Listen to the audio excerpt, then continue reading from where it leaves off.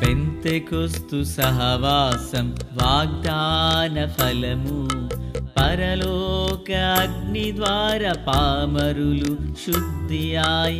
పేతురు సందేశం ప్రజలకేమో రక్షణ, ప్రవహించే శుభవార్త పరిశుద్ధులచే. పేతురు సందేశం ప్రజలకేమో రక్షణ, ప్రవహించే శుభవార్త పరిశుద్ధులచే. చెట్టునకు మంచువలె, భూమికి వెలుగువలె, విత్తనముకు నీరువలె నాకు నీ ప్రభావం. చెట్టునకు మంచువలె, భూమికి వెలుగువలె, విత్తనముకు నీరువలె నాకు నీ ప్రభావము. అవసరమయ్యా అభిషేకించు, నాకు అవసరమయ్యా నన్ను అభిషేకించు, నీ ఆత్మతో నింపు, పరిశుద్ధ పరచుము. పరిశుద్ధాత్ముడా నన్ను శుద్ధీకరించుము,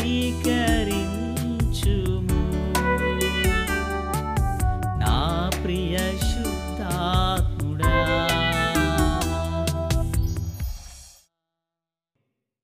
పరిశుద్ధుడు అయ్యున్న మా తండ్రి దేవా, మీకు స్తోత్రములు. ఈ పాట విన్న వారందరినీ దర్శించండి. మా పితరులను మీ ఆత్మతో నింపి నడిపించినందుకు స్తోత్రములు. ఈ కడవరి కాలమందు మమ్మను కూడా పరిశుద్ధాత్మ శక్తితో నింపి మీ రాజ్య వ్యాప్తి కొరకు నడిపించండి. ఈ పాట పాడుచు మిమ్మల్ని స్తుతించు వారందరికీ బలమైన అభిషేకం ఇవ్వండి. యేసు నామమున ప్రార్థించుచున్నాము మా పరమ తండ్రి, ఆమేన్. మన ప్రభు అయినటువంటి యేసుక్రీస్తు వారి పరిశుద్ధమైన నామములో తండ్రి అయిన దేవాది దేవునికి నిత్యము స్తుతియు స్తోత్రములు, మహిమయు ఘనతయు ప్రభావములు యుగయుగములు ప్రభువునకే చెల్లునుగాక. ఆత్మీయులారా, బాగున్నారు కదూ? మరో పర్యాయం మనం ఇలాగ కలిసి దేవుని దైవవాక్యాన్ని ధ్యానం చేయుటకు దేవుడు మనకు అనుగ్రహించిన మంచి తరుణాన్ని బట్టి మనం ప్రభువుని ఎంతగానో స్తుతించి బద్దులమునై ఉన్నాం. దయగలిగిన ఆయన ఆత్మచేత సమభూమి గల దేశమున ప్రభువు మనలను నడిపించునుగాక. ఆమేన్. నేటి దినము నుండి మనము ఆదికాండము 44వ అధ్యాయాన్ని ధ్యానం చేయబోతున్నాం. ఇందులో 34 వచనాలు ఉన్నాయి.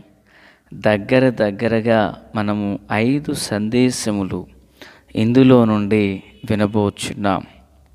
ప్రియులారా, 2వ పర్యాయము యాకోబు యొక్క కుమారులు అనబడిన వారు ఐగుప్తు దేశానికి ధనం కొనడానికే వచ్చి ఉన్నారు. వారు వచ్చిన తరువాత యోసేపు తనను తానుగా కనపరుచుకొనలేదు, కానీ వారి ఎడల ఒక అధికారిగానే తాను ప్రత్యక్షపరుచుకున్నాడు.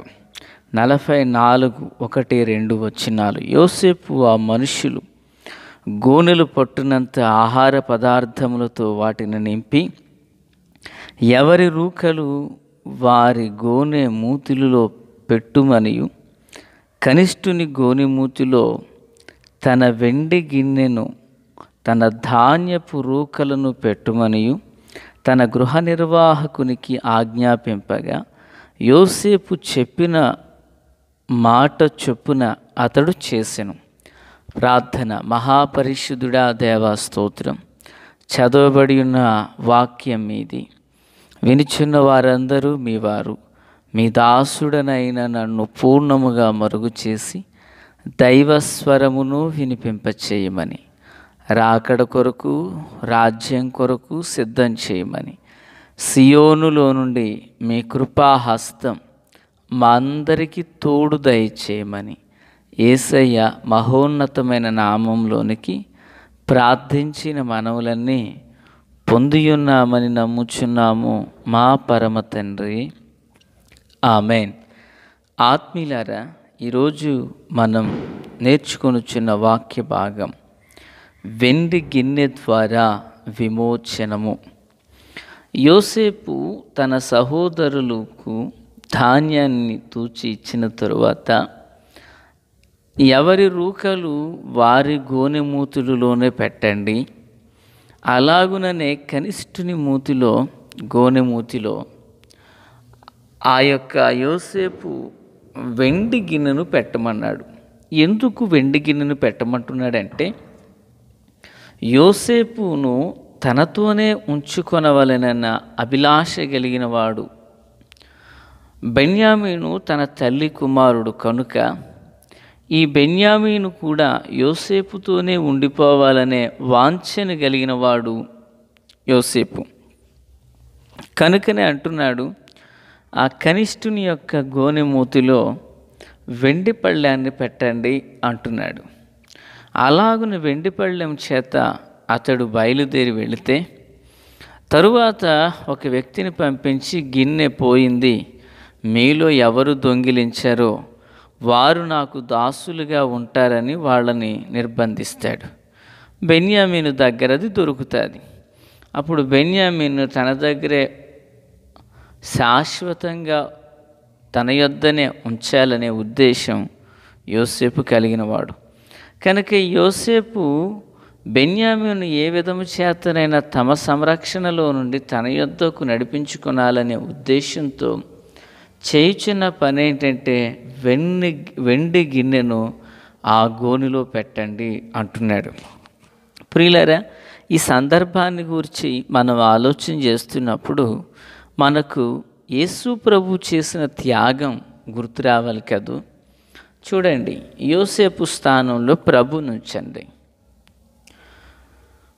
అలాగే యోసేపు చేసిన పని ఏంటంటే, గోని మూతిలో వెండి గిన్నెను పెట్టాడు. అలాగే దేవాది దేవుడు కూడా మనలో ఒక ఆత్మనుంచాడు. ఆ ఆత్మను మరలా తిరిగి తన నిత్యరాజ్యానికి చేర్చాలని ఆయన ఇష్టపడ్డాడు. ఎందుకు?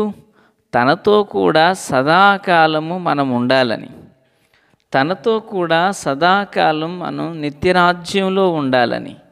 యోసేపు కూడా ప్రియులరా, బెన్యామీనికి సదాకాలం అనగా తాను ఉన్నంతకాలం తనతోనే ఉండాలని వెండి గిన్నెను గోనెమూతులు పెట్టాడు. అలాగనే 5-6 అడుగులున్న ఈ శరీరంలో దేవాది దేవుడు ఒక ఆత్మను పెట్టాడు.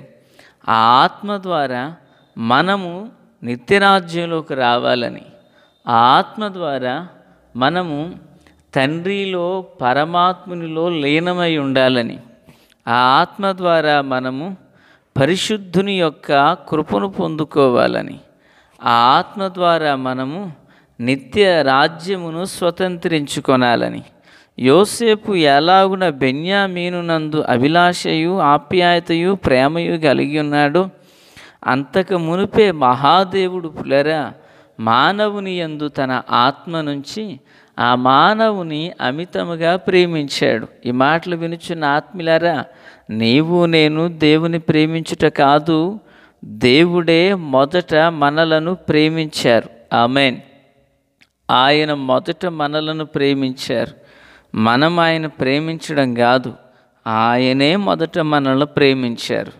ప్రేమించిన యోసేపు గోనెమూతులో వెండి గిన్నెను పెట్టాడు. పిల్లరా, ప్రేమించిన దేవుడు మనలో ఆత్మనుంచారు. ఆ ఆత్మని ఎందుకు ఉంచారు? ఇదిగో వెండి గిన్నెను ఎందుకు ఉంచారు? వీడు బయలుదేరి మరలా కనానుకు వెళతారు. మార్గ మధ్యంలోనే నేను ఒకరిని పంపించి ఆ వెండి గిన్నెను బట్టి ఆ బెన్యామీనును వారందరిలో నుండి వేరుపరచాలనుకుంటున్నాడు. నిజమే, దేవుడు నీలో నాలో పెట్టిన ఆత్మ కూడా ఆ ఆత్మ మూలమున మనలను నిత్యరాజ్యానికి నడిపించాలని మహాదేవుడు ఆలోచన కలిగి ఉన్నారు. దేవునికి స్తోత్రం. ఈ మాటలు వినుచున్న ఆత్మీయులారా, ఆనాడు వెండి గిన్నె ద్వారా బెన్యామీనుకు విడుదల దొరికింది. ఎలాంటి విడుదల తీసుకువచ్చారు? యూదా అడ్డుపడ్డాడు. తదుపరి కాలం జరిగిన విషయం ఏంటంటే, యాకోబు తన కుటుంబీకులందరూ కూడా ఐగుప్తు దేశానికి నడిపించబడ్డారు. యోసేపుతో వాళ్ళు జీవించారు. ఆమెన్. అక్కడితో కథ సుఖాంతమవుతుంది. అయితే మన విషయానికి వద్దాం. పిల్లరా, దేవుడు కూడా మనలో ఒక ఆత్మనుంచారు. ఈ ఆత్మ పరమునకు మనల్ని చేర్చాలని ప్రభు ఆశిస్తున్నాడు. మనలో పెట్టిన ఈ ఆత్మ కూడా ఎందుకో తెలుసా? ఆయన విలువైన రక్తం ద్వారా మనం శుద్ధి చేయబడి పరిశుద్ధపరచబడి నిత్యరాజ్యమునకు మనము వారసులము కావాలననే ఉన్నతమైన తలంపుతో ప్రభు ఈ పని చేశారు. ప్రియులారా, ఒక వెండి గిన్నె బెన్యామీనును రక్షించినట్లుగా యేసు రక్తము నిన్ను నన్ను ప్రతి పాపము నుండి కడిగి ఆయన మనలో ఉంచిన ఆత్మకు రక్షణ కలిగి ఆ రక్షణ ద్వారా దేవుని నిత్యరాజ్యమును చేరి సదాకాలం మనం ప్రభుతో కూడా ఉండాలనే ప్రభు యొక్క అనాదికాల సంకల్పం. ఆమేన్. ఆ సహోదరులందరి మధ్యలోనున్న బెన్యామీనును వెండి గిన్నె ద్వారా విడిపించాలనుకున్నాడు. వెండి గిన్నె తనది, యోసేపుది. భక్తుడు అంటాడు, యోసేపు యొక్క దాసుడు, నా యజమానుడు దేని ద్వారా శకునము చూచునో, దేని ద్వారా ధాన్యాన్ని తూచునో అది నా యజమానుని యొద్ద నుండి మీరు తీసుకుపోయారు అంటాడు. నిజమే కదా పిల్లరా? నిజమే కదూ? ఈరోజు దేవాది దేవుడు తాను కలిగిన జీవాత్మను మనలోనికి ఊది పరిశుద్ధాత్మను మనలోనికి పంపి ఆ పరిశుద్ధాత్మ ద్వారా మనము లోకాన్ని నుండి ప్రత్యేకించబడి ప్రభు యొక్క కృపను మనము పొందవలెనని ఆయన మనలో తన ఆత్మను ఉంచారు. ఆమేన్. ఆ ఆత్మ మనలను ఈ లోకము నుండి విడిపించుటకు ఇష్టపడుచున్నవారు. హల్లెలూయా. ఆత్మీయులారా, క్రీస్తునందు నాకు అత్యంత సన్నిహితులారా, వెండి గిన్నె ఆనాడు యోసేపును విడిపించినట్లుగా ఈనాడు ఎవరైతే యేసు రక్తములో కొనబడి కొడగబడి ఆత్మ చేత ముద్ర వేయబడుచున్నారో వారు లోకము నుండి వేరవుచున్నారు. తండ్రి అయిన దేవదేవుని ప్రేమ, కుమారుడైన యేసయ్య కృప, పరిశుద్ధాత్మని యొక్క అన్యోన్య సన్నిధి, సహాయ సహవాసం మనందరికీ సదాకాలం ప్రభు కృప తోడై ఉండునుగాక. ఆమేన్.